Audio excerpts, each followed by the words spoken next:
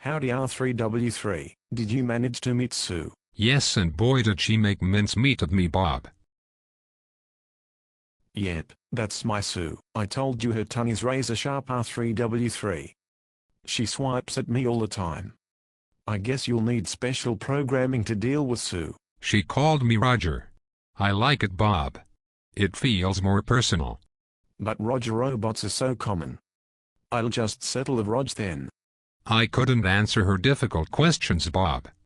That's because I haven't finished programming you with all these ideas yet. You mean I don't know everything there is to know? Put it this way, Rog, you're still in cyberpuberty. Does that compute? Let's consider cyberbullying, and what makes it so problematic. Unlike bullying where the perpetrators meet their victims face to face, cyberbullies are sneaky. They hide behind technology. They often disguise their true selves. But flaming or sending rude or abusive messages could get humanoids into trouble, Bob. Sure it could, Rog. But should getting into trouble be the only reason why anyone, especially pubernoids, should misbehave or use technology abusively, that is, the consequences for their actions? I get it, like Newton's law of action and reaction, or the concept of karma. Humanoids have the choice to choose good or evil and suffer the consequences.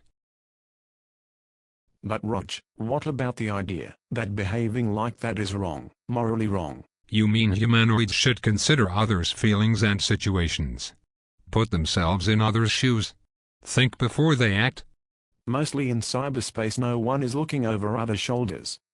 And if they do, disguises can mask real selves. So you're saying that consequences of one's actions are not enough, because there often aren't any consequences? Yep, Rog, as digital citizens we all have certain rights and duties. It is up to us, as individuals, to practice these for positive outcomes.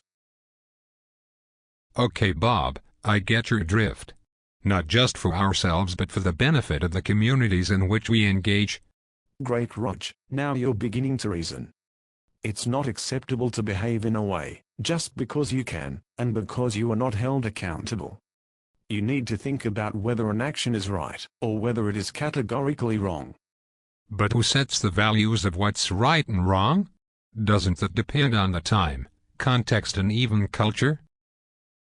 I believe that, if humanoids treat others as they themselves would expect to be treated, then they won't go too far wrong. I think I need to give these ideas more processing, Bob. Over and out.